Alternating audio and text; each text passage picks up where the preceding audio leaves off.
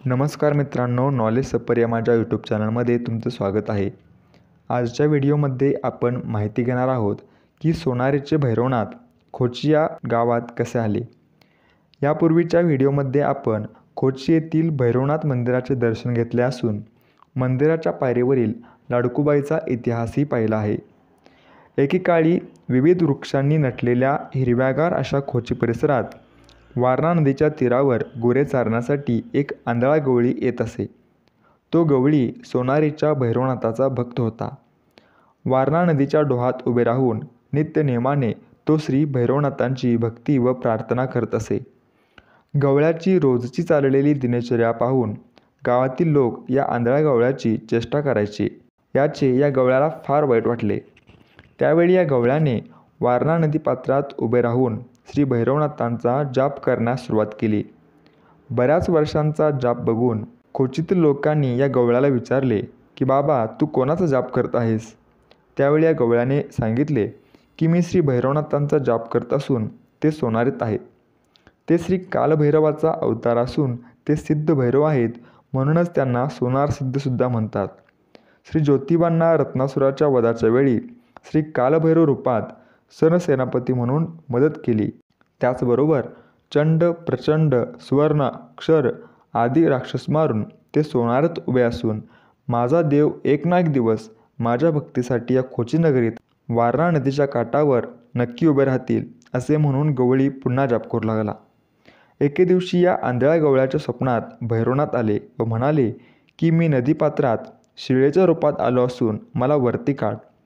यावेळी झोपेतून तो गवळी जागा झाला व नदीकडे गेला। नदीजवळ जाताच सर्व परिसर प्रकाशमय दिसू लागला। त्यानंतर त्याने पाण्यात हात घातला व जी शिळा वर काढली ती घेऊन तो पाण्यातून वर आला।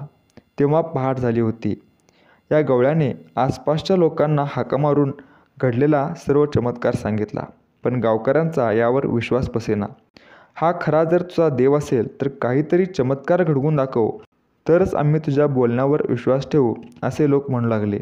तेव्हा या आंधळ्या गवळ्याने भैरवनाथांचा धावा केला आणि त्यावेळी एक गाय तिथे आली व आपल्या आचळातून या शिळेवर दुधाचा अभिषेक करू लागली। हे पाहताच गावकऱ्यांनी भैरवनाथांचा चांगभलचा गजर सुरू केला।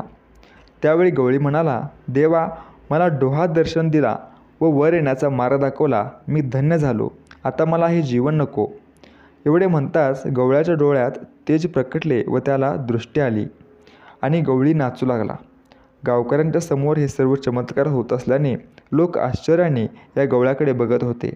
आपल्या गावात भैरवनाथ आले म्हणून गवळ्याला खांद्यावर घेऊन लोक नाचू लागले। हा गवळी नदीकाठीच एका पालापाचोळ्याचे घर करून राहत होता। एकदा या गवळ्याला एक आवाज ऐकू आला। तो आवाज म्हणाला की मला उन्हात ठेवतोस की काहीतरी सावली वगैरे करतोस? यावेळी गवळ्याने इकडे तिकडे पाहिले। त्यावेळी त्याला एका दह्याच्या रांजणात एका शमी वृक्षाच्या लाकडाची रवी दिसली। ती रवी त्याने जमिनीत पुरली आणि या रवीखाली त्याने ती शिळा ठेवली आणि म्हणाला, देवा, याची मी तुम्हाला आता सावली करतो। या रवीची सावली हा गवळी आता कसा करणार? हे पाहून लोक त्याचे पुन्हा चेष्टा करू लागले। मात्र याकडे दुर्लक्ष करीत तो गवळी नदीकडे गेला आणि नदीचे पाणी आणून त्या रवीच्या बुडाशी घातले। पाणी घालताच त्या रवीला हिरवीगार पालवी फुटली, फांद्याही फुटल्या आणि या शिळेवर सावली झाली आणि या वारणा तीरावर श्री भैरवनाथ स्थिरावले। आपल्या भक्ताच्या भक्तीसाठी देव सोनारातून वारणा तीरी आले। तर अशी आहे आख्यायिका सोनारीतून भैरवनाथ खोचीला आल्याची।